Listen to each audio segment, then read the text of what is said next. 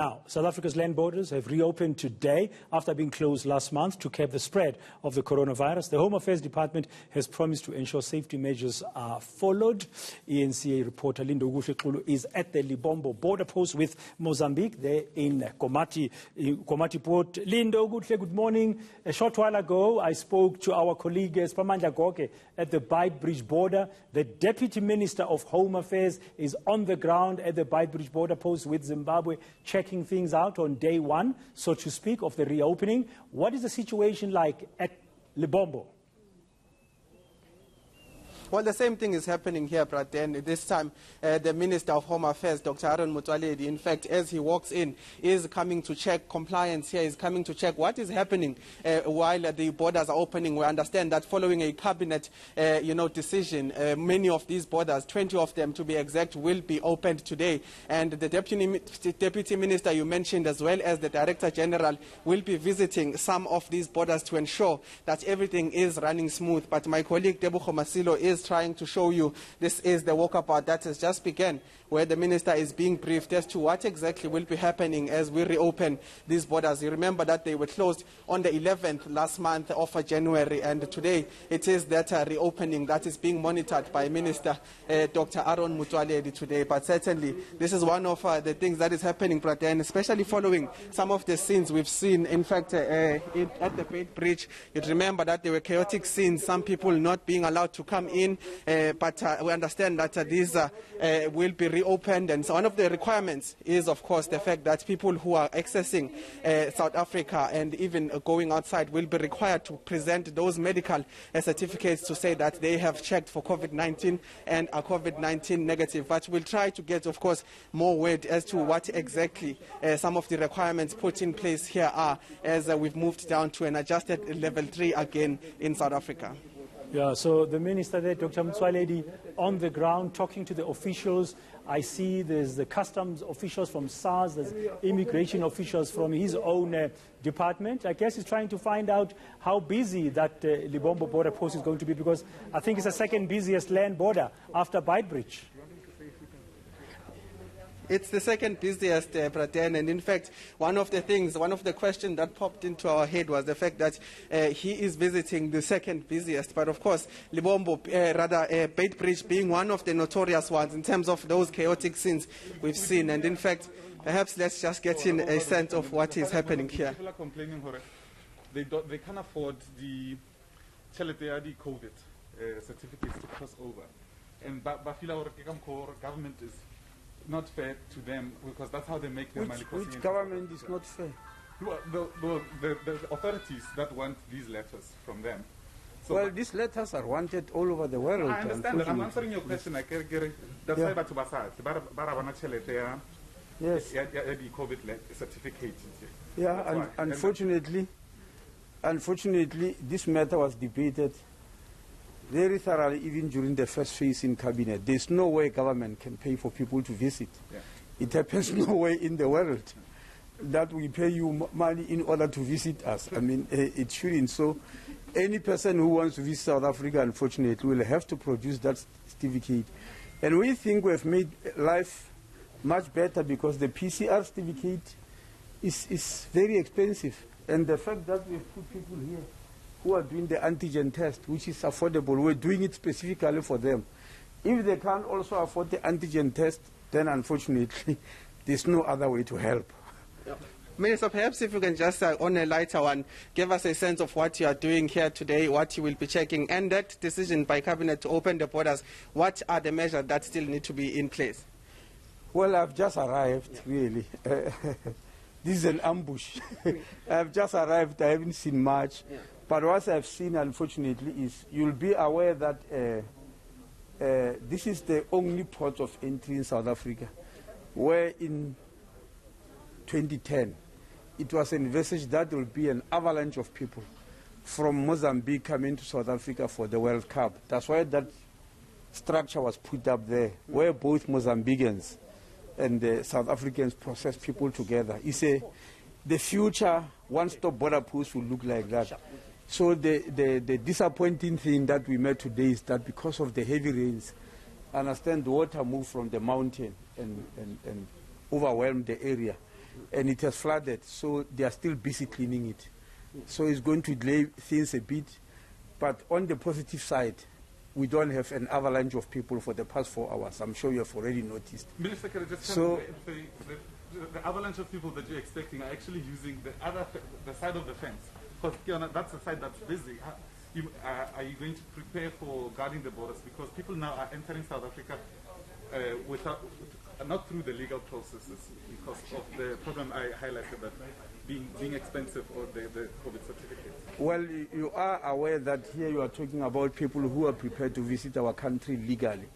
There are two systems here. We are talking about the port of entry where people enter legally. The other one you are mentioning is a borderline crossing, which is illegal, which is a purview of the South African Defence Force for now. The borderline authority is the Defence Force. You are aware that we are just in the process of establishing the Border Management Authority. It's still in early days. We only have an acting commissioner.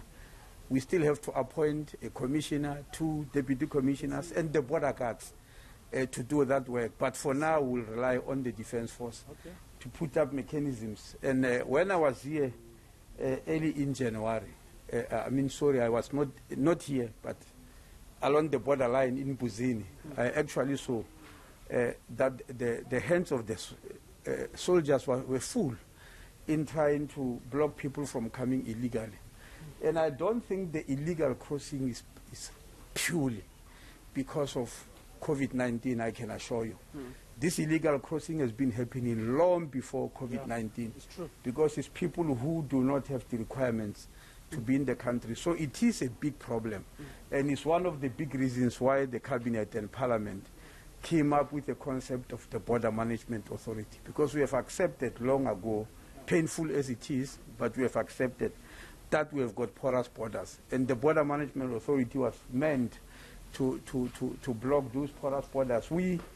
The ambassador, when I became minister in 2019, this is one of the ports I visited. And our ambassador here told me that the number of air flights from Dubai have increased 3-fold in a week because people from Pakistan, India, Bangladesh, etc., seem to be using the Emirates to land into Mozambique and cross into South Africa illegally. Somalis and all that. It's not about COVID. That illegal crossing is happening. It might be worse now, possibly. But I think it's something that we've been observing over a long period of time, and something for which we've got to get a solution. And we think we'll get it when the border guards under the Border Management Authority have been appointed to do that job on a full-time basis. One last question, Minister. Don't you think the Refugee Act amendment also played a role in making it difficult for people to come into South Africa, perhaps? And that's why people prepare other means of entering the country. Which refugee amendment, by the way? The Refugee Amendment Act, people are complaining that the government is trying to make it difficult for people to come into South Africa. I'm not aware of anything that makes people difficult to come to South Africa. As far as I know. Maybe, Minister, if you can ask something, I'm very sorry to cut you there. But he's asking a question, you're asking, guys, what do you want me to do? I just wanted okay, to can there be somebody to adjudicate you? See, can you? Because it looks like now you are holding a press conference in Prompt, but now you're fighting for my attention. We're fighting for the platform. No, I'm here, I'm not running away. So relax, I'll answer all the questions. Sure. Yeah. So, yeah, the issue of Refugee Act surprises me. Remember that our Refugee Act is based on the United Nations Convention of 1951, which outlines how people look for asylum in your country and become refugees. That is the act that is guiding us. And the Refugee Act of 1998 is based on that. I'm not aware that we've made life difficult. But what I know is that when you ask many people why they are rushing to South Africa, I'm sure you are aware that this is the country where everybody on the continent, even from the eastern countries, rush to in large numbers than any other. When we ask them, they say no, because South Africa has got more liberal laws, much better laws and democracy than all the others. And that's why they are coming in large numbers. So I was not aware that there's any Refugee Act that is impeding people from coming to the country. I'm hearing that for the first time. Yeah, and Minister, maybe just on adding on that, speaking of liberal laws, one of the things that the President said was that the vaccination of the population here in the country will not discriminate with foreigners as well as South Africans. Won't that potentially attract many of these people crossing illegally or otherwise to come into the country? And what will be done to control some of those issues, particularly as Cabinet has decided to open these land borders? Well, look, as far as vaccination is concerned, it has always been. I think people are talking of this vaccination against COVID as if it is the first one in the world, or is the first time that human beings are vaccinated.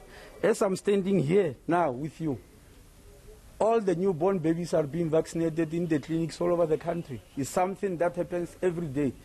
You yourself here, all of you, you have received one form of vaccine or the other. I cannot bet you that all of us here, if there's anybody who has never received a vaccine in South Africa until your age, I'll be shocked. But because and surprised. we're so accessible, no, Minister, let me finish. We're so accessible as a country, our borders, people are crossing illegally, there's a vaccine here free for all. What are the measures being put in place to control this? If you were to be patient, there's nothing to control. There's nothing to control. I've just been informing you that vaccines have been there every day. At no stage throughout that period have we ever stopped vaccinating anybody because he's from another country. It's actually not allowed. It's not done in terms of international health regulations of the World Health Organization, defined from long ago, from 1969 and then amended in 2005. It's not allowed. And secondly, it's not in your interest not to vaccinate somebody who's your neighbor or who's in the same space with you simply because you're a foreigner, because vaccines are not there to protect only you. There is something called herd immunity to eradicate diseases, if you know what I mean.